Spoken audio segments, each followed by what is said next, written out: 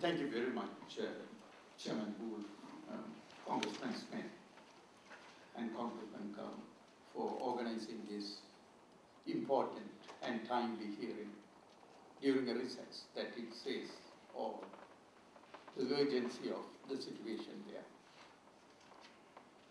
There is urgency for two reasons. Number one, the situation inside is not improving. We have noticed that during the last 1 year, since last May, after they submitted their report to the UN Human Rights Council on this Universal Periodic Review, after they submitted, they started, they knew they were off the hook, so they started intensifying arrest, detention, and other issues. So what we are seeing there is across the board, not only on religious freedom, but also other issues for democracy activists, human rights defenders, and others are facing tough reactions from the Vietnamese government in cracking down and imprisoning them. And religious freedom advocates and religious leaders face extra music because they add, not only they have been persecuted because they speak up, they also add another layer that they bring the religious element to it. So that's the reality on the ground. We also have seen people have been forced to renounce their religions, and also some Buddhist monks have been defrocked, especially the ethnic minority, Kumar Buddhist monks. On the ethnic issues, for the ethnic minorities, especially Montagnards and Kumar, they also face extra difficulties because they are ethnic minorities, plus they belong to particular religions. So the other urgency is United States government is getting closer to Vietnam for different reasons. So this is a great opportunity for US government to get some results. Secretary Clinton was there about less than 2 months ago during the ASEAN summit there, and she raised issues. We appreciate and congratulate her for that. But we need this to continue. That's what this pressure is extremely important. There is a possibility that the US administration may downplay.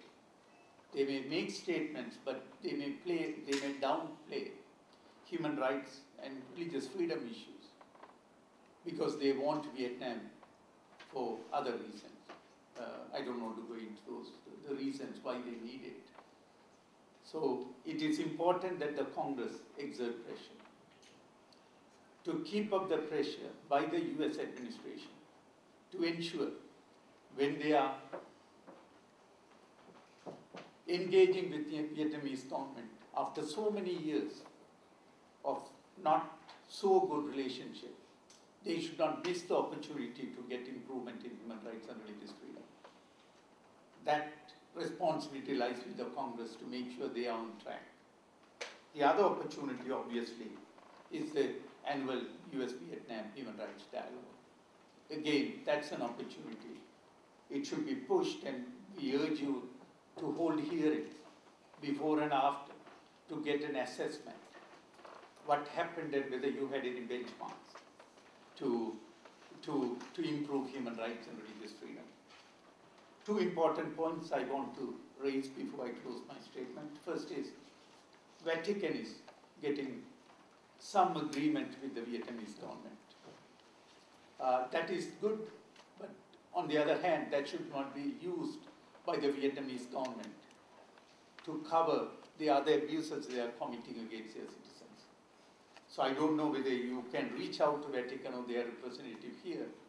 It is important that they also get the message that their engagement with Vietnam should not be used by Vietnamese government to abuse their own citizens for different reasons, including religious freedom. And there was a mention of refugees in Thailand. We have seen very negative experience as far as Thailand is concerned when they deported thousands of Hmong refugees back to Laos, forcibly repatriated them. So don't take it for granted that since Thailand is a semi-democracy, they are going to protect them. You'll be surprised. One fine evening, they may ship them back to Vietnam. Once again, thank you very much for inviting Amnesty International for this timely and important hearing. Thanks.